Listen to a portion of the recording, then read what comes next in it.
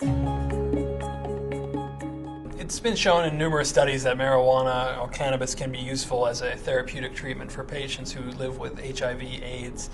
One study that they did at Columbia, they had AIDS patients in a hospital, inpatient hospital, and they found out that if they used marijuana that they got from a government source, they were able to eat more calories and gain more weight at the end of the study compared to people who were using a placebo marijuana. That's very important for people who have AIDS.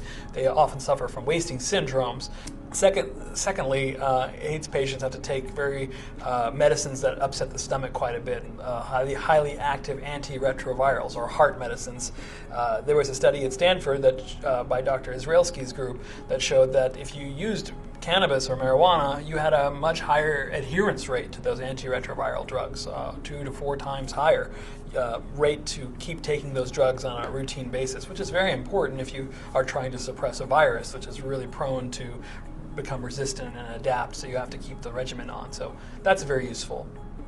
Dr. Donald Abrams in UC San Francisco has shown that AIDS patients, HIV/AIDS patients, develop this painful nerve burning sensation in their legs called HIV sensory neuropathy. It's like a burning sensation, and we don't have any good drugs to treat it.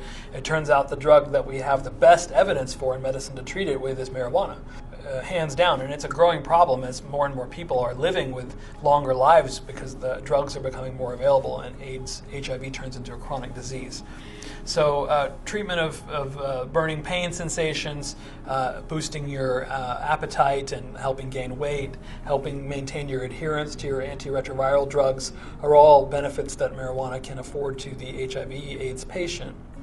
And Dr. Abrams, the cancer and AIDS specialist in San Francisco, says that it also helps with their mood. Living with a terminal, in some cases, or chronic illness can be something that causes quite a bit of adjustment and depression problems, and marijuana has been shown to be helpful with boosting mood. So that's the story behind marijuana and AIDS. Without AIDS activists, medical marijuana wouldn't have really been a reality, because they really pushed in California in the 1990s to help get laws passed that allowed patients with conditions like AIDS to use it for compassionate purposes.